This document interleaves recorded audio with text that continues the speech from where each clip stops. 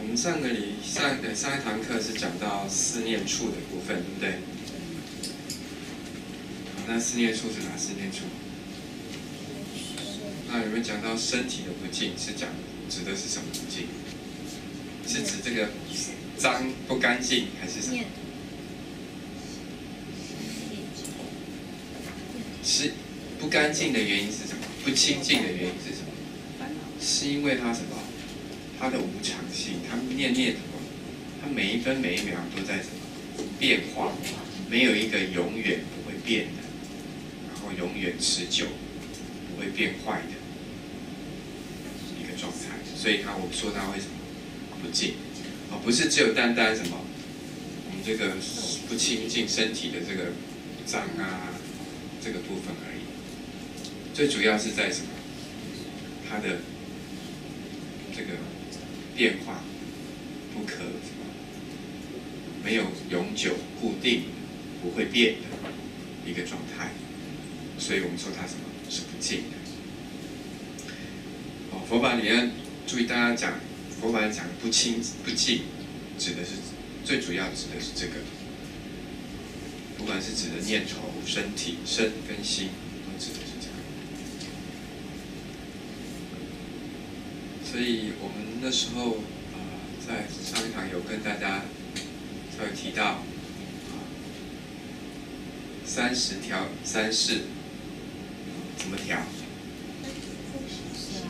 是什么？入境、止境、出境。哪一个境？安静的境。那是什么样的状态？好，就拿我们上课的状态来讲好了。刚刚在上课的之前，我有看到有人已经在什么，在入境了，但是还有很多人怎么还没有入境？对，为什么？因为没有用，所以这个方法就什么就没有办法去展现，从你的身心就没有办法展现出来。那表示什么？这个法就没有什么，就没有听到心里面，而是听到什么？就是左边进，右边就出去了。那听法最主要是什么？要让我们能够受用那个法，你所听到的法才会成为什么？帮助我们自己解脱什么？解脱生死烦恼的资本，对不对？你们现在都是在做什么？做投资从理财的观念来讲，你们现在都在做什么？做投资，对不对？你们做的每一个什么修行的功课，都是在做什么？投资。什么时候才会什么看到那个回本？就是当你什么身心感觉到受用、安定，得到那安定甚至什么解脱烦恼、解脱生死烦恼的那个时候，就开始回本。所以你说你要有多少的什么面对生死的能力？当我们在面对生死烦恼的那个瞬间，你有多少的能力，就要看什么？你投入多少资本？你如果说不是投入资本，不是说你花的时间越多，或者是你看的经越多，那就表示什么？你投入的资本越多。投入资本是看的是什么？你练习的状态，你练习的是不是有真的用心去练习？那个就是我们投入的资本。所以，我记得我好像前几堂课也跟大家在提过，对不对？怎么样听法，对不对？怎么样学习？所以，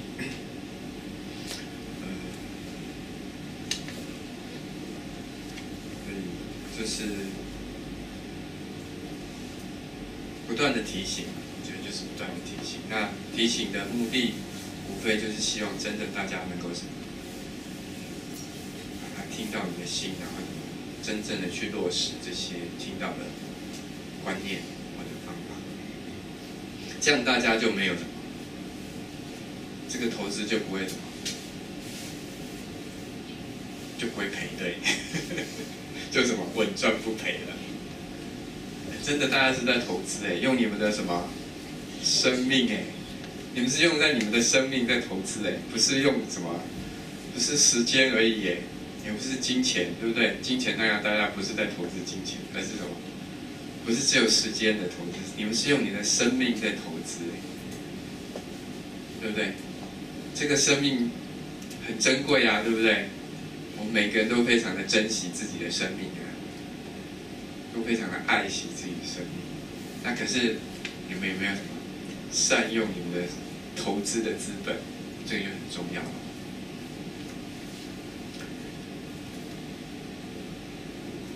好，那比如说我们刚刚提到，观身不净，然后呢？观受是苦，对不对？然后呢，观心无常，观法无我，对不对？比如说我们讲说观受是苦，对不对？那怎么样才能够真正观受是苦？除了知道这个苦的无常性，然后才能什么？认知了之后就能够去什么？接受啊，就像刚刚师父讲的是他，你要面对的时候，你就能够什么接受。当你接受的时候，他是不是就什么就不苦了，对不对？那就是在处理放下了。所以我们听了这么多的法，听了师父这么多的开示，那可是真正的事情发生的时候，有没有把这些观念把它什么？跟这个产生连结，没有。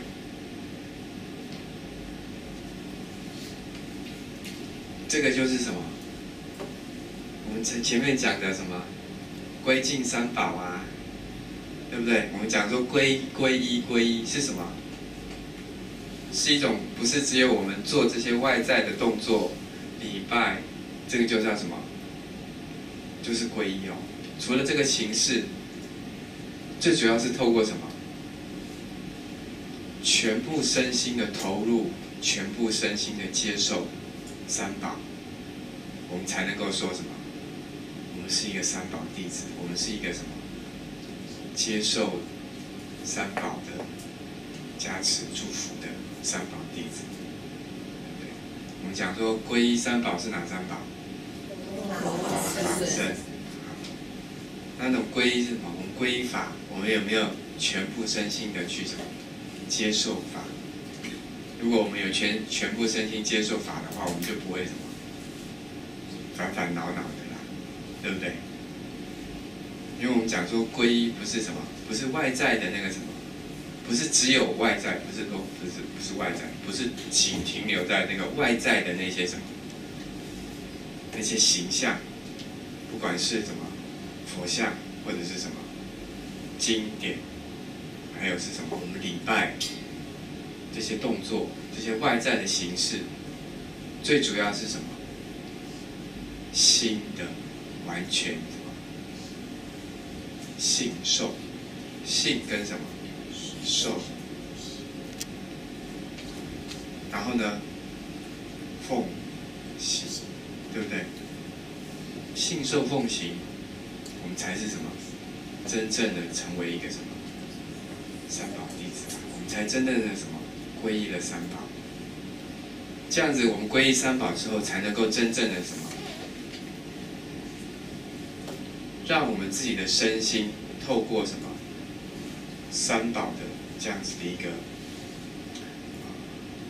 跟三宝的所讲的这个修行的观念，就告诉我们离苦得乐的这些方法观念，然后什么，让我们的身心可以跟三宝什么，跟佛的清净、光明的功德什么相应啊，这样我们才是真的什么得到佛的什么加持啊？我们前面是不是也谈到加持，对不对？哎，加持除了什么？除了这些灌顶啊，然后什么？最主要是什么？因为我们透过了这些佛法的观念、方法的练习、体验之后呢，产生净化我们自己什么身心的这些功德，然后跟佛的法身的这个功德能够什么相应，甚至什么相合，这样才是真正的加持啊，对不对？所以佛法里面讲的加持，不是只有什么哇，好像什么一个上师或一个什么一个大师，然后什么给你摸摸头，然后给你灌个顶。那如果是这样子的话，那这个是什么？这个不是佛法哎，因为为什么？为什么？为什么这不是佛法？佛法最基本的是什么？缘起啊，然后缘起讲什么？因缘啊，因缘因果啊。那从这样子，对不对？这是最根本的嘛。从这样的角度来看，这是不是佛法？一个透过一个外在的东西，然后什么，就给我们一些什么特殊的什么能力，或者是什么祝福，那个不是真正的佛法，最多什么是一个方便，但是你方便用太多了，就变成什么随便啊，所以什么方便出下流，佛法里面常常讲。那个下流不是说我们一般讲的那个下流，而是什么很低下的。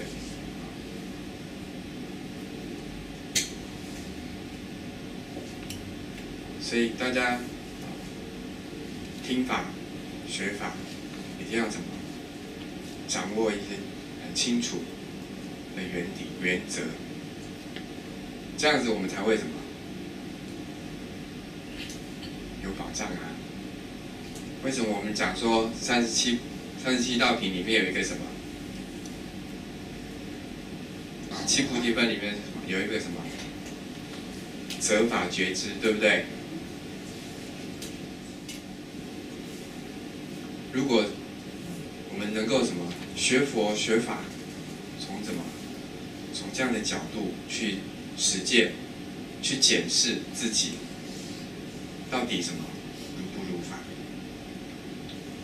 这样子我们就不用什么，我们就不用说什么再去求某位什么大师、什么上师来什么来加持，或者是什么灌顶。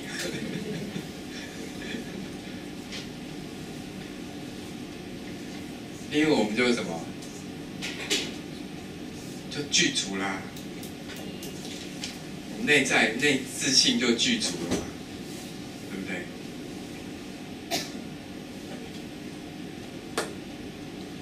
所以我们一定要什么向内求。所以我们一开始也讲过，佛法我们说佛法是什么？内学呀，对不对？内跟外的差别是在哪里？这些到底什么？我们有没有符合缘起、因缘因果？然后什么？有没有在我们的身心去什么体现出来？去运用了，去体验了，你自然才有办法什么？从你的身心改变，产生什么？净化身心的这样的功德。我们都常常讲什么？我们去念佛、助念，对不对？那为什么我要念佛？念佛它怎么能够什么让我们一心不乱。我们说念佛要念到什么？一心不乱，对不对？看起来很难，对不对？当然很难啊，因为我们根本什么连练习都还没练习，当然什么不可能一心啊。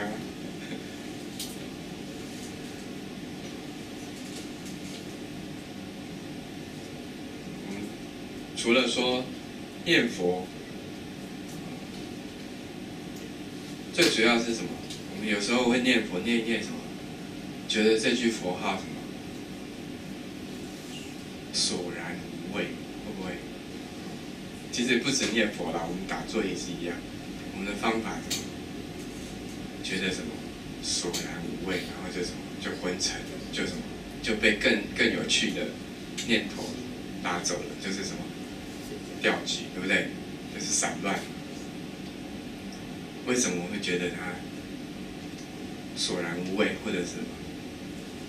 我们跟它不相应，为什么？一定是什么？我们对这个什么，这个能念的心跟所念的什么佛号也好，或者是你用的方法也好，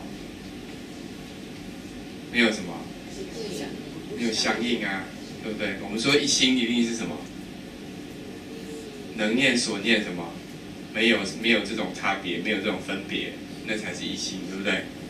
能念的人跟所念的什么佛号，已经什么合而为一了，那才是什么一心嘛，对不对？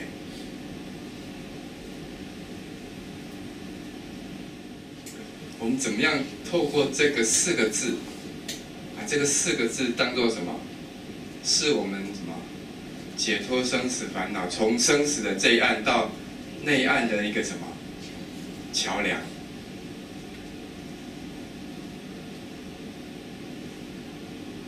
就必须要靠什么？要靠什么？靠你对这4个字的符号的什么信心啊？信念啊，信念也是，就信心。你到底对这4个字的认识，我们信心从哪里来？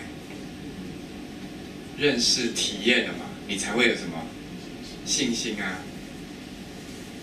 你什么？我们常常都什么念什么，有一念没一念的。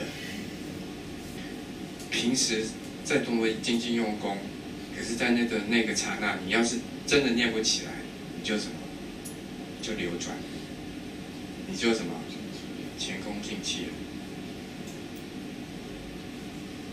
为什么要念佛？啊？解脱生死。生死是什么一回事，都还搞不清楚，要怎么解脱？我们的念头我们的念头每天都在生死每一分每一秒都在生死甚至不是每一分每一个刹那都在生死。那我们知不知道？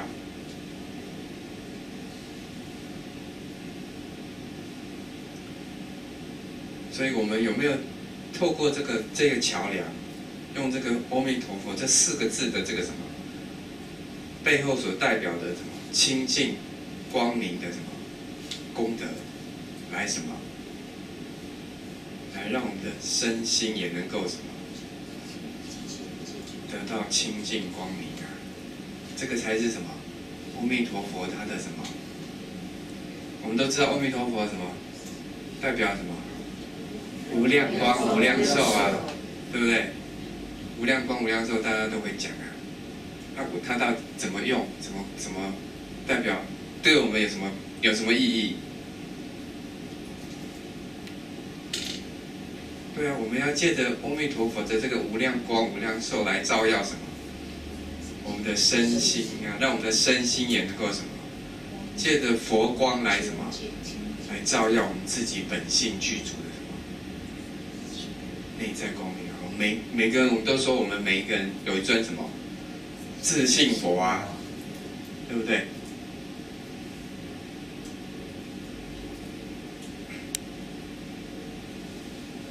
所以，我们到底对这句佛号的信心，我们对阿弥陀佛的信心，对极乐世界的信心，到底具不具足？如果我们具足了的话，自然什么？你在念每一句佛号的时候，你就什么？你每念一句佛号，每念一次佛号，你就什么？你的心都会跟这个佛的什么相应啊？你都会念着欢喜了，而不会念的什么索然无味。所以这就是什么？念佛最大的功德，让我们的身心，我们前面有讲嘛，对不对？那个叫什么？我们前面第4堂和第3堂还有讲过，就是会产生一种什么法喜，对不对？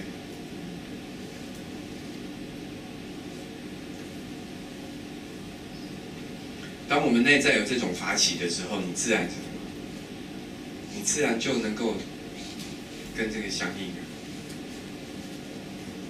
所以我们除了念佛，让我们的心好，就像天台止观里面讲到，对不对？除了那个什么做中修，最重要是要什么？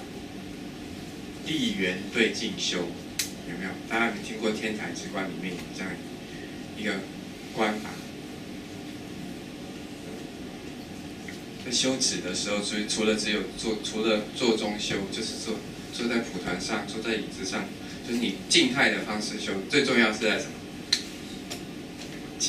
动态的时候，你在立缘就是什么？你在因缘和的时候所形成那个境界来的时候，你有办法用得上方法吗？你有办法？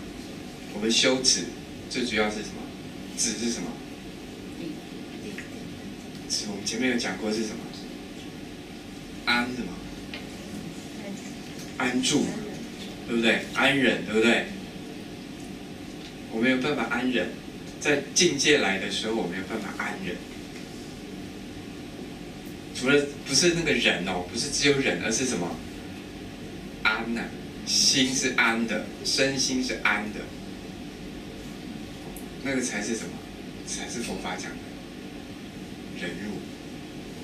所以我们在别人骂我们一句话的时候，或我们看到一个不顺眼的，跟我们什么违逆的价值观的人事物的时候，我们有办法安忍他。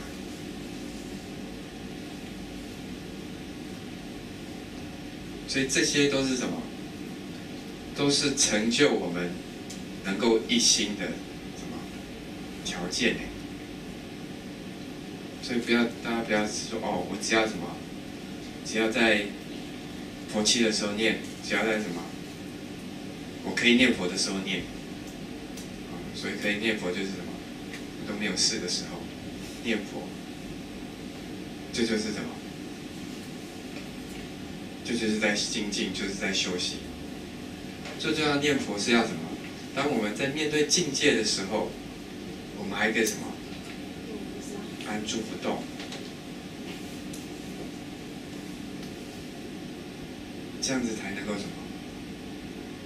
度一切苦厄。心经里面讲什么？行深般若波罗蜜多时，照见五蕴皆空，才能够什么？度一切苦厄。大家都很会背，对不对？背了叫什么？该用的时候就什么，把它用出来。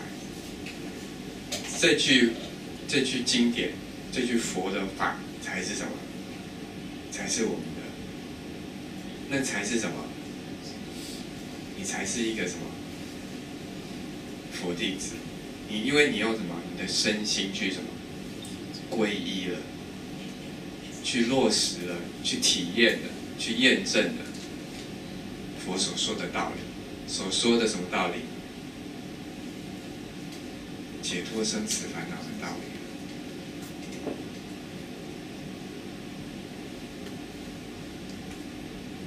所以我们念佛除了什么，在平常生活里面那个不管是在组团上面那个单提那4句佛号，那个4字佛号之外，最主要我们在平常生活里面，我们在面对任何境界来的时候，我们有办法安忍，有没有办法慈悲？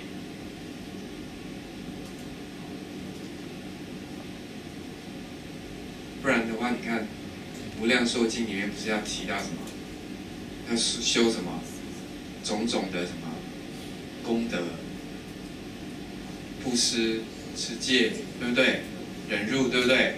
里面都有提，对不对？《无量寿经》里面是不是都有提？这些6度万行、万恨都有提到。为什么要提这些？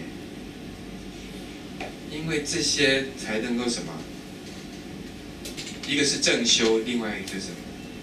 这些都是辅助的因缘，都是我们成就能够什么？达到一心的因缘。不是只有在普团上面，或是什么念那4字符号的时候，我们才能够一心啊。如果我们平常什么，平常都没有办法怎么一心的话，你要单单念那4句佛号就能够帮我们一心吗？很难，也许可以，但是什么很难，因为到那个时候我们都什么，连一个字的佛号你都提不起来。我们怎么样用念佛的法门来什么，来转我们的什么，净化我们的身心，让我们的身心可以跟佛的光明、清净、功德相应。这靠的是什么？我们对这句阿弥陀佛的什么信心跟什么这个念力。那这些要怎么来？自己去练习呀，也不是我说一说这么，大家就有了，对不对？也不会任何一位什么大善之士跟你讲一讲你就有了，或者是什么帮你摸摸头你就有了。其实不管是任何修行的任何法门，一定要什么？对我们对所修的那个法、那个方法、观念方法要什么？要具足那个信心，就是要所谓具足信心，就是你的身心完全的投入、接受，而不是什么，就是什么，没有烦恼的时候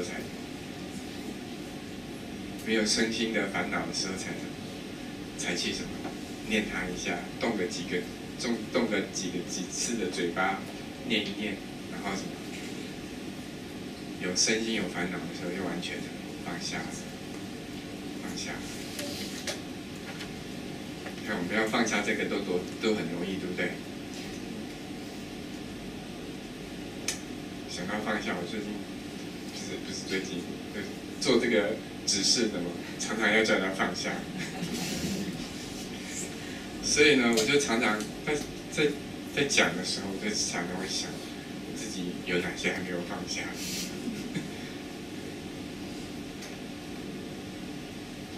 好，我们先放下这个时间，先休息一下。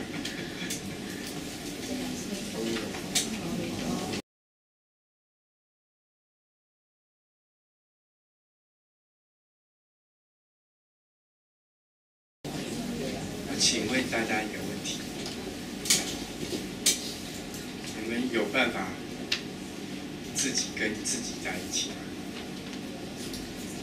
讲比较白一点的是独处，因为我们每天大概几乎可能应该90%以上都是家庭或者是公司啊，都要跟互动，对不对？几乎一天大概有10几个小时都是跟别人在一起。那跟自己在一起的时候，都是在睡觉的时候。那个时候头脑都不太清楚的时候，那有没有办法清楚的跟自己在一起？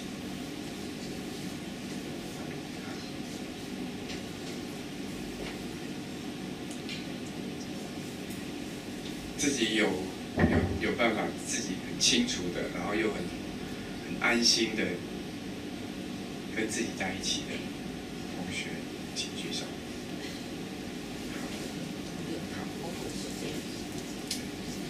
为什么问大家这个问题？还是跟我们的上课有关？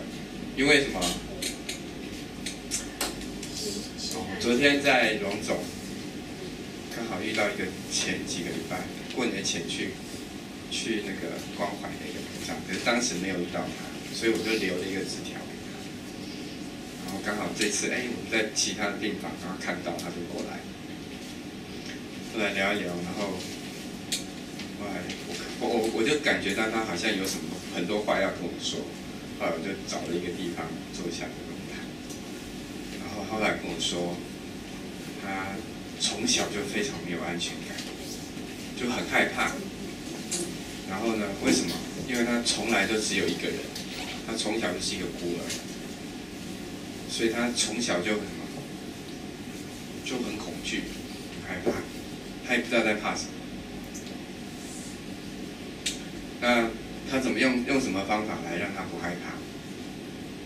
我不知道他过去他可能后来慢慢有接触到佛法，不管是正不正信他会诵经，他会持楞严咒，他会诵楞严咒，来让他安心。可是他会发现，他诵了一段时间之后他还是那个内在的那个恐惧害怕还是在。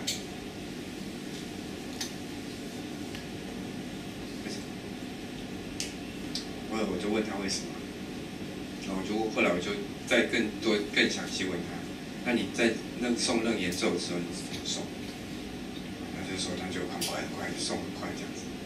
那我就说你诵的时候你清不清楚？他就想了很久，就没有回答我。那应该就是什么？就不是很清楚，对不对？后来我就告诉他，一个人没有什么不好啊。因为我们本来就是一个人来也一个人走本来我们都是一个人对所以没有什么不好本来我们都是一个人是不是？不管我们生活里面跟有多少的家人、朋友、同事，我们最终还是什么？一个人。所以我们自己一个人的时候是什么？是重要的。其实我们本来就是一个人不管我们生活的圈子、周围里面有多少的人跟我们互动，还是我们一个人，对不对？所以怎么样跟自己相处很重要，而且要什么？安心的、安然的、自在的相处。不是什么很自私那个不是用那种方式不是什么都不管的那种方式。就好像我们念佛不是只有我念佛，其他你们就不要来吵我。如果用这样的方式的话，你就到最后你就是用着自私的心在修行。你越修你那个你那个自我就会越来越大。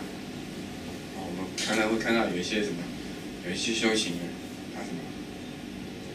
他越修他那个他那个自我会越来越大。你稍微一碰到他就就弹起来，就跳起来。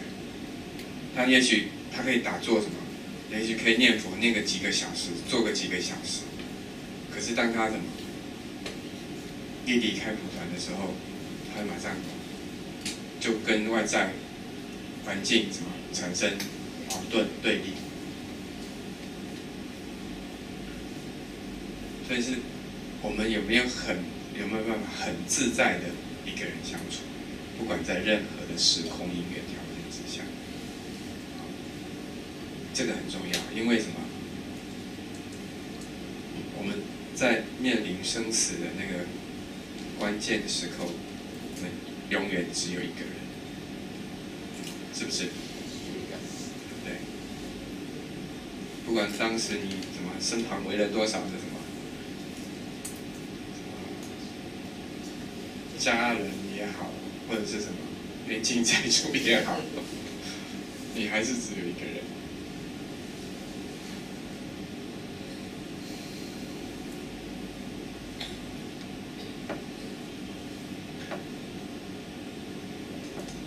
所以，我们要怎么样在跟自己相处的一个人相处的时候，可以很安心、安然的来跟自己相处？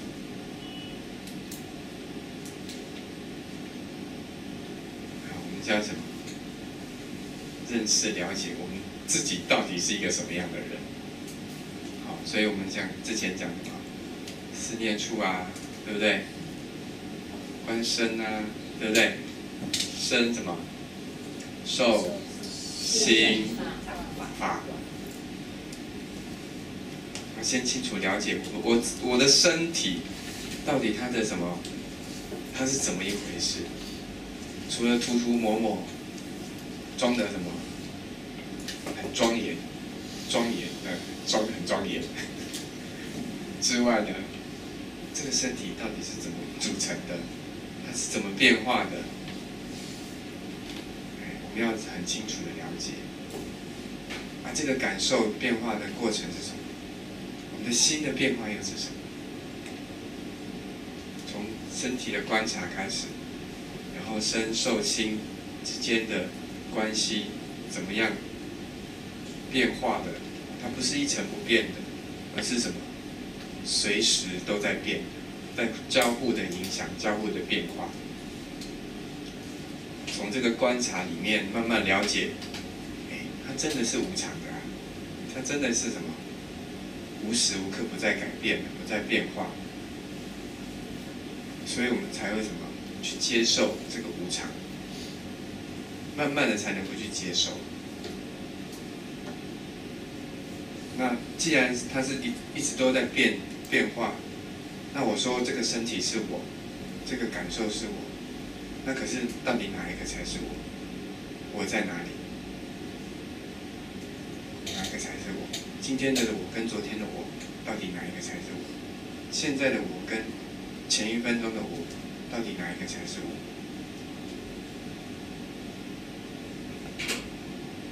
所以，慢慢从这些观察、这些体会里面。去了解这个无常性，这个所有的法，它的无常，它的变化，无时无刻的不在变化。不管是心、心法、色法，它一直都是什么？不断的随着因缘的改变而什么出现，然后又什么消失、生灭。从每一点一点的这样的，慢慢的把它连起来，就正变成什么？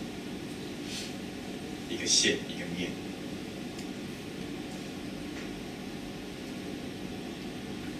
所以透过这样的一个过程，然后慢慢的来观察，我在哪里？我的身体。哪一个是我？心，哪一个是我？心是我吗？身体是我吗？对不对？如果我们平常就可以开始这样练习，那我们在临终那一刹那，要放下是不是就比较容易一点？因为我有时候常常在对往生的菩萨开示的时候，我就跟他说。这个身体不是你，虽然这样跟他说，但是他到底了不了解，有没有办法接受？如果你平常都已经在练习了，那我说这句话的时候，就只是在什么提醒我？那我们一提醒，马上就能够什么？就能够跟过去的练习连接起来，那它就会产生什么功用？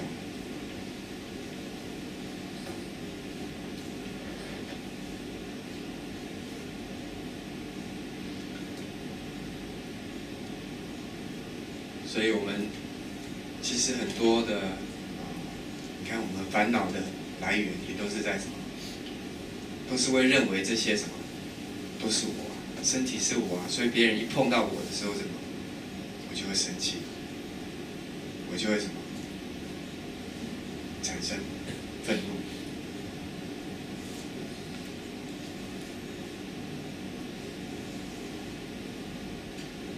那可是你看，从这样子的佛法、这样的练习、体验过程来看，对我的这种执着，慢慢它就什么，才能够慢慢的淡化。你要慢慢一个观念、一个方法，你要常常去练习，让你成为什么一种习惯，你的思维的习惯，自然它才会产生力量。所以我们说观念不是什么完全没有功能，我们观念的什么思维，真正的用心去思维，它就会怎么慢慢久，它会成为我们的什么一种思考的一个行为的一个习惯，它自然就会产生力量。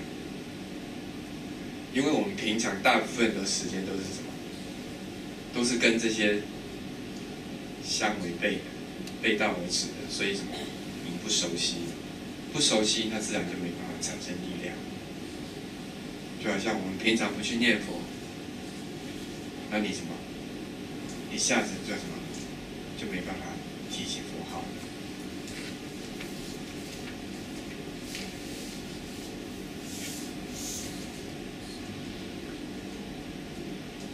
所以佛法里面讲的无我，也是透过什么，这样子一点一点的分析、思维，然后什么，去体验、验证。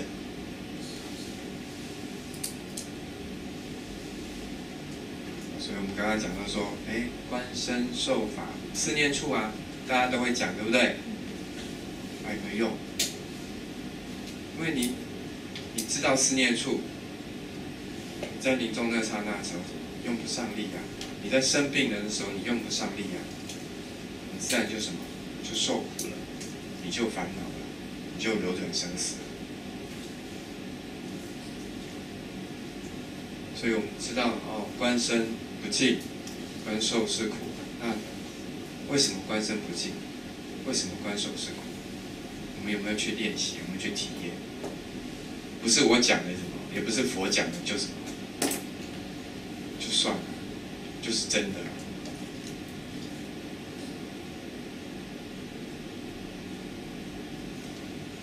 所以思念处的目的是用来什么？关照我们身心，身受心法，然后什么才能够真正的一步一步的产生什么？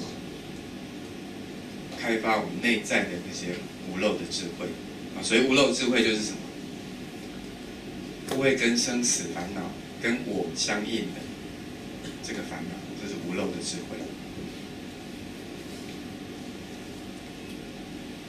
就好像我们禅宗里面有讲到一句话叫什么？即定什么？即慧之时，定在慧；即慧之时，慧在定。即定即慧。即慧之时，定在慧，就是即就是即将的即吧，即将的即，就是你在慧的功能的时候，它已经怎么？它也产生了什么定的功能？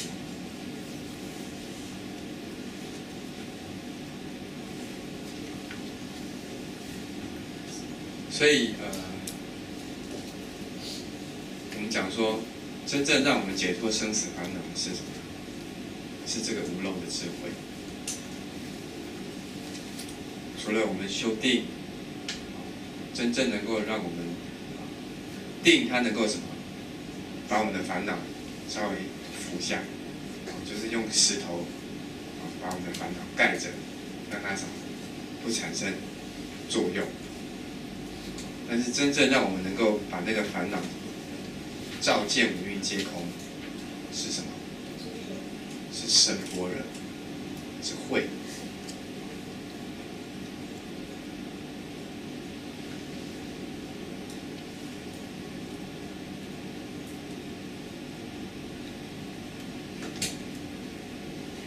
所以你看我们中国禅宗里面讲的这个禅修的方法，就是其实它就是什么？把这个四念处的方法落实在生活里面。只不过什么？它不是用这样的一个语言文字，不是用这样的方式，它是更直接的透过什么？就是这样讲，就是直指人心的方式。但是它背后还是有很深的什么佛法的道理的观念道理。它只是把这些什么很直接的，没有再弯弯曲曲的，还透过什么观身啊、观受啊、观心啊、观法这个无常，它就直接的。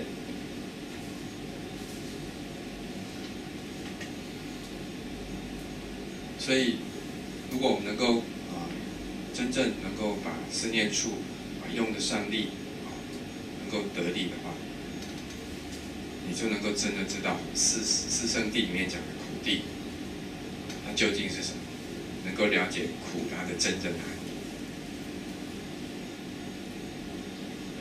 就能够真真切切的升起对这个法的一个信心。那自然的话，我们就什么？我们对它有信心，自然就什么念一念就能够什么，慢慢的跟它相应，就会念念的趋向那个苦集灭道。每一刹那，每一刹那，不断的连续的来关照，才能够真正的什么出三界，断生死路。所以我们为什么说我们观什么？四念处，它可以什么？可以断烦恼，对不对？可以出三界，因为它什么？它透过这个关照，然后什么？能够引发什么无漏慧？四念处的关照能够引发我们的无漏的智慧。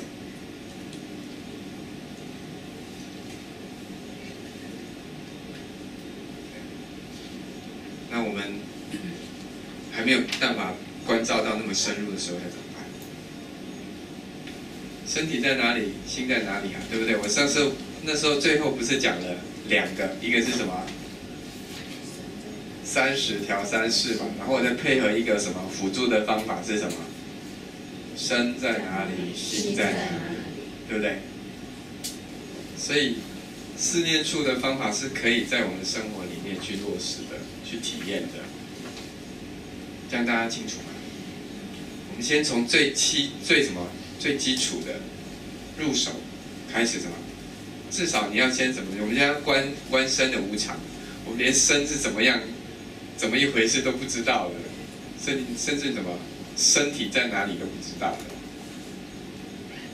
说这话意思并不是说哦，我当然知道这是我的身体啊，可是你知道跟什么？体验到是什么？知道是观念的，体验的是什么？是行动的。它是有什么？有距离的哦。虽然什么头到跟手之间距离短短的，但是什么？你没有用的话，它就是什么？就跟你没有关系。所以你进去了，没有什么，没有去做出来。它就永远跟你没有关系。所以身在哪里，心在哪里，很简单，对不对？几个字？8个字。8个。8个字啊，很简单啊。大家有没有记住？有没有用上？大家好，自己知道就好。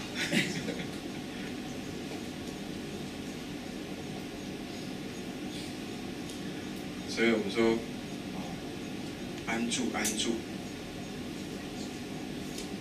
到底住在哪里？我们的心要安在哪里？如果我们的心能够安住，它自然就什么？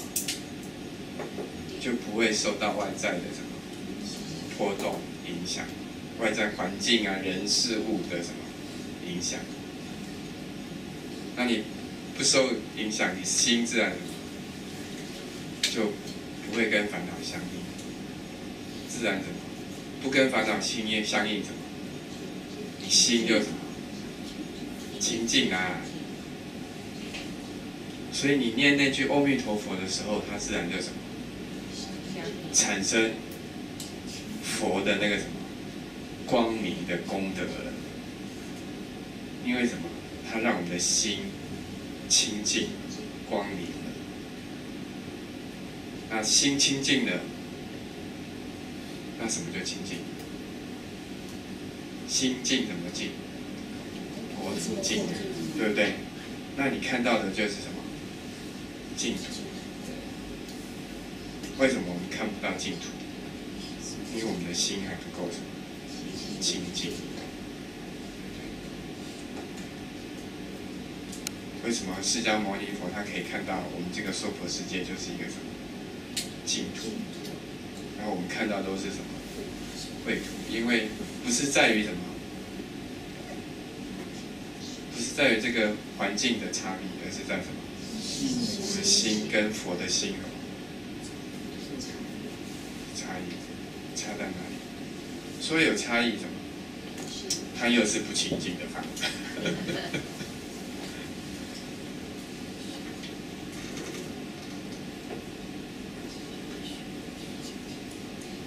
所以我们刚才讲说住，佛法里面讲的住，除了身体的安住之外，最重要的是什么？安住，心的安住。那在我们讲说大乘佛法跟小乘佛法里面讲住，又有不同的差别。大乘里面小乘里面讲的就是什么？思念住啊是什么？或者是有一个什么？念佛、念法、念戒，六念对不对？六念是哪六念？我刚才已经讲了好几念了。佛法戒，还有什么？念施，还有一个念什么？念死。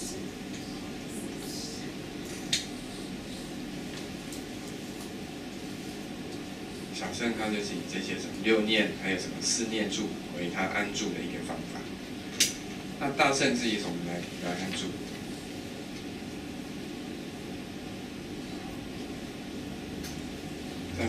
大乘佛法里面讲什么？以什么为安住？大小乘的最大差别是什么？对，菩提心。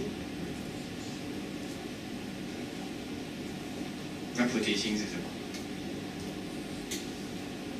菩提心是无住的，无住什么？生心啊。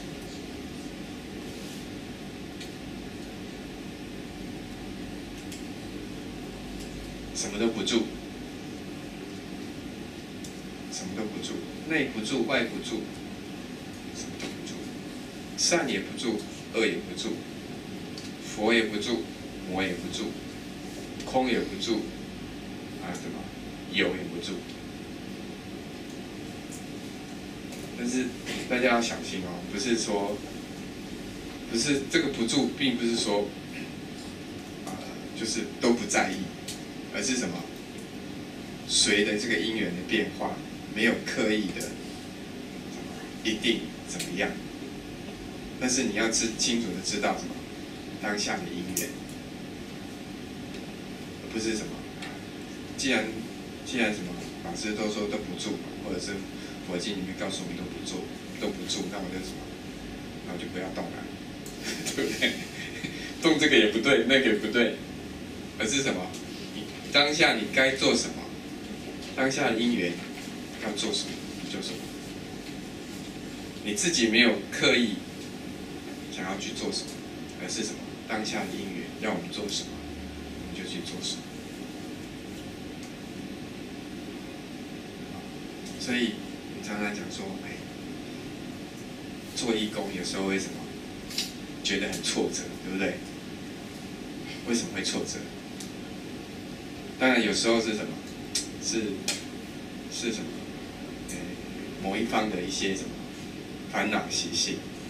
但是什么？如果我们单单纯纯只是什么看待什么外在这些每个人的烦恼习性啊，那还是什么？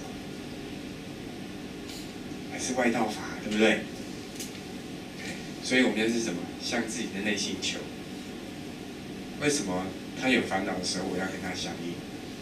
那一定是什么？我也有什么烦恼的这个因，才会跟那个缘什么相应啊。所以要去解决的并不是什么这个缘啊，而是什么这个因，对不对？所以我们要什么？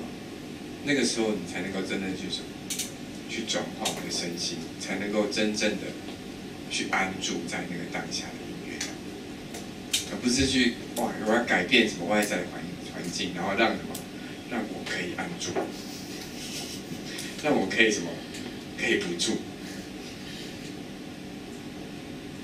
如果真的能够用这样的观念来什么内化，来，不管是学佛，或者是我们讲所谓的修行的话，你就能够什么，真正的解脱生死烦恼。不管你用什么念佛啊、禅修啊，禅修有好多啊，好多什么各种的禅修的方法。所以我刚刚一开始讲说，对不对？我们要能够安住，是一个很重要的一个助道的因缘。不管你用任何的方法，在任何的因缘状况之下，我们都能够什么安住自己的身心。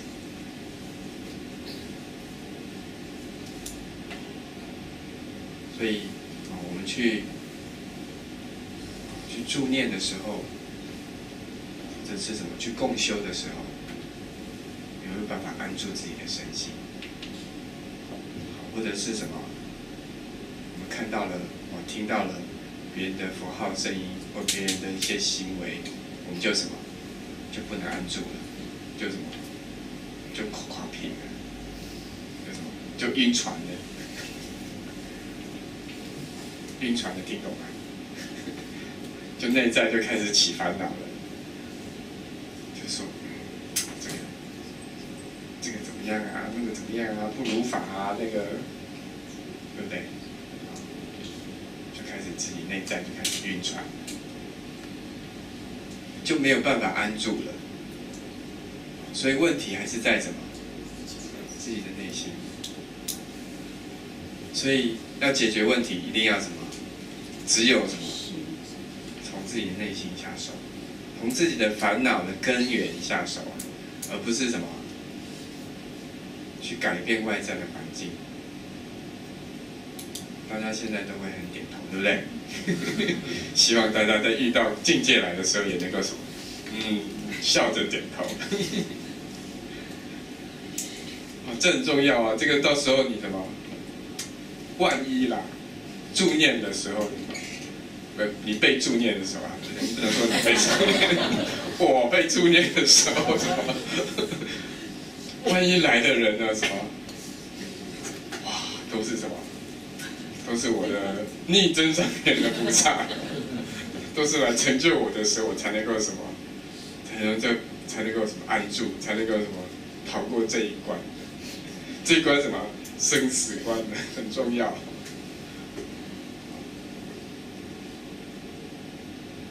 因为我们自己的福德因缘，我们很难去把握，对不对？所以只能把握我们自己的心，能够安住在每一个当下的因缘，这样才能够什么？才能够真正的什么？不假外求。你随时随地、随时随处都能够什么安心。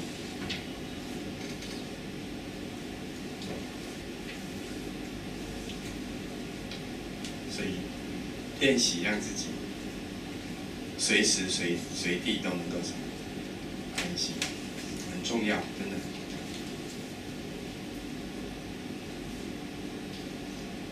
而这都是能够什么？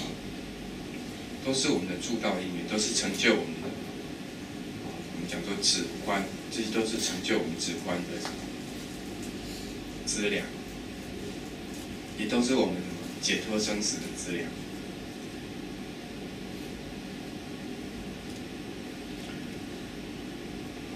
所以说，我们刚刚讲到说，四念住啊，四念处或四念住啊，让我们的心什么？它最重要的目的就是要让我们的心能够什么？安住在每一个因缘里面，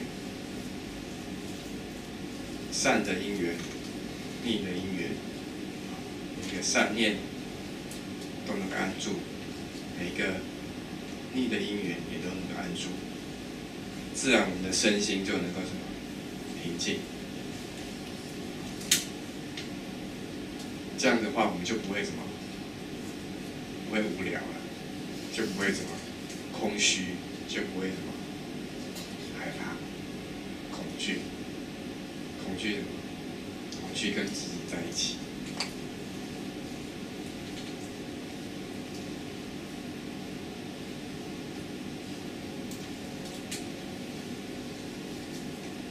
所以，我们说修行，我们是修四念住，我们要知道什么？我们要安在哪里？我们要住在哪里？啊，如果不知道的话，我们就什么？不知道我们的心有什么？要怎么住啊？要住在哪里啊？